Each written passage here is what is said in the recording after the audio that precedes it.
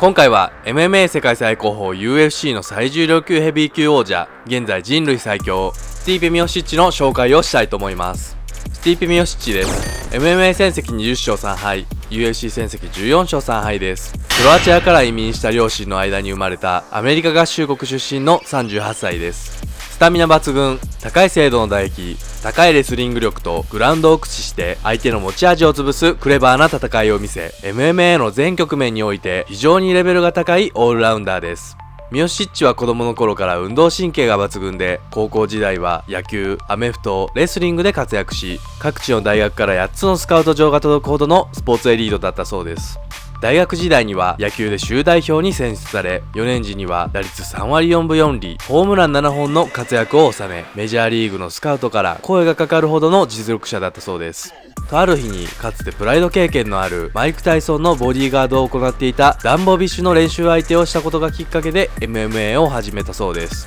その後、アマチュア MMA、アマチュアボクシングを経て、2010年にプロ MMA デビューすると、ローカル団体で6戦6勝、6KO、TKO を記録し、UFC と契約しております。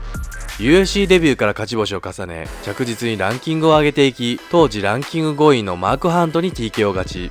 当時ランキング2位のアンドレイ・アルロフスキーに TKO 勝ちし、 UFC8 勝2敗の戦績で2016年5月、ファブリシュ・ベイドゥムの持つ UFC ヘビー級王座初挑戦にたどり着きました。パンチを打ちながら前進するベルドゥムに対し、カウンターの右ショートフックでダウンを奪い、1ラウンド KO 勝ちでミオシッチは UFC ヘビー級王者に輝きました。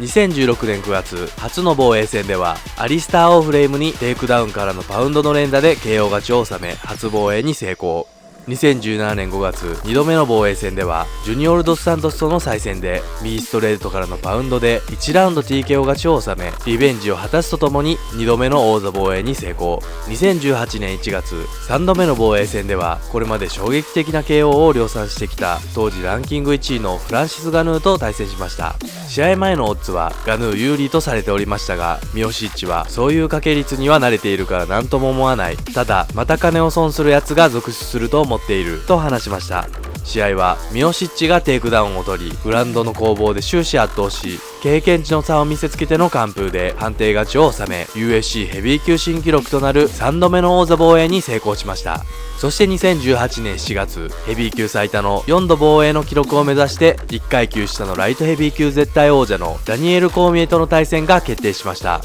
ダニエル・コーミエは UFC ライトヘビー級を3度防衛し、ライトヘビー級のタイトルを保持したまま階級を上げて2階級同時王者を目指し、ヘビー級王座に挑戦しました。1ラウンド、コーミエに四つからの離れ際に右ショートフックをヒットさせられ、ミオシッチはダウンを奪われると追撃のパウンドで KO 負けをし、4度目の王座防衛に失敗し、王座から陥落しました。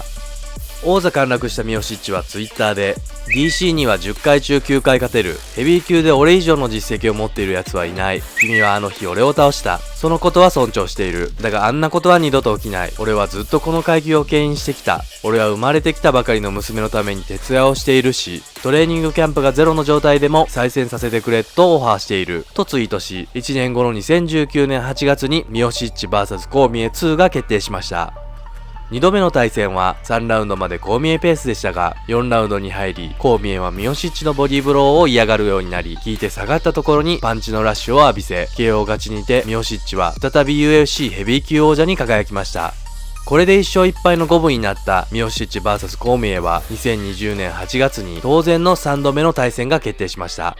ミオシッチは試合前の記者会見にてコーミエについて語りました。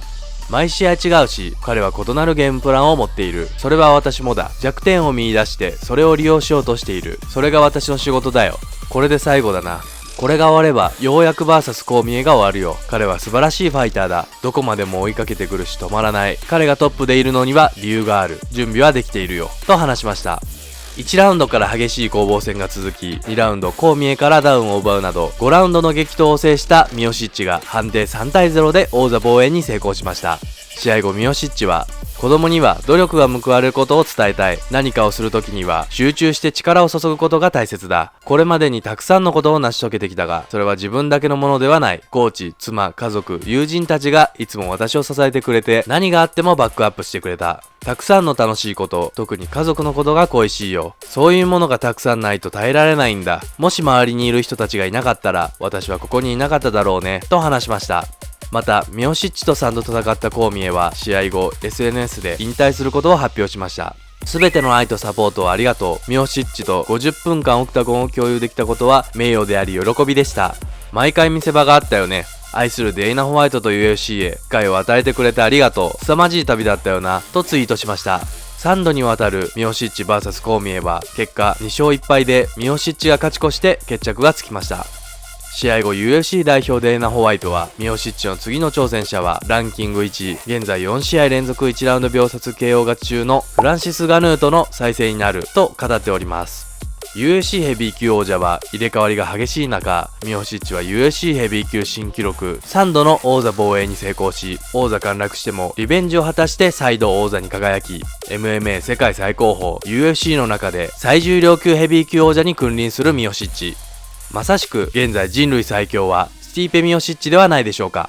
またミオシッチは1試合で1億円以上の大金を稼ぎながらも現在でも普通の生活を好んでおり、週に2回は非正規社員として時給1520円で消防署に勤務しております。 UFC で数億円以上の大金を稼ぎ続けているのにもかかわらず、消防署を辞めることを考えたことはないのかと問われると、一度もないよ。辞める理由がない。私が消防士になったのは人生でずっと助けられてきたからだ。これは私の恩返しだよ。格闘技の世界からここに戻ってくると何から何まで正反対なんだ。とても落ち着ける。みんなで仕事の話をしたり、人生の話をしたり、晩飯の話をする。格闘技の世界から離れてしっかり地に足をつけることができると話しております。パブリシオベードゥム戦で UFC 王者になった4日後、消防署に出勤したミオシッチに対して職員たちは拍手で迎えてくれたそうですが、モップと吸引器を手渡しされ、ミオシッチはトイレの詰まり作業と朝からモップでの床掃除を命じられたそうです。ミオシッチは消防署の同僚の間で大人気だそうで、兄弟の絆のようなものがあるからこそのいじりで掃除を命じられたそうで、ひどい奴らだろうとミオシッチは笑っていたそうです。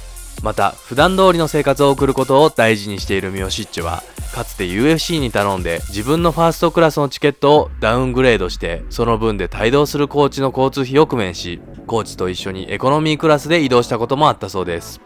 有名になって注目を浴びるようになって最初はちょっと恥ずかしかった。自分がたまたまあることが得意だからといって人より優れた人間であるはずもないからだ。トラッシュトークとかそういうことも疲れてしまう。私は何でもシンプルなのが好きなんだ。私は消防署で働く。ファイターとしても働き人の顔を殴る。そして私は自分の生活をすると話しております。多くの一般人と同じ感覚を持つミオシッチは非常に親しみが持てます。またミオシッチはクロアチア系アメリカ人であり、憧れの選手はクロアチア国籍のプライド無差別級グランプリ王者、ライジン無差別級グランプリ王者ミルコ・クロコップとのことです。 UFC で現在のリーボックのユニフォーム制度が始まる前は、ミルコのパンツと同じクロアチア国旗を模したトランクスを着用しており、ミルコに声をかけられて一緒にトレーニングにも参加したことがあったそうです。また背中にはストロングスタイルファイトチームのチーム名を漢字に直訳した協力型戦闘隊のタトゥーを入れております。以上です。 UFC ファイターズ間シリーズ3人目はスティーペ・ミオシッチを紹介しました。今後も各階級の王者、トップランカーなど紹介していきたいと思っております。いいね、評価、チャンネル登録、コメントよろしくお願いします。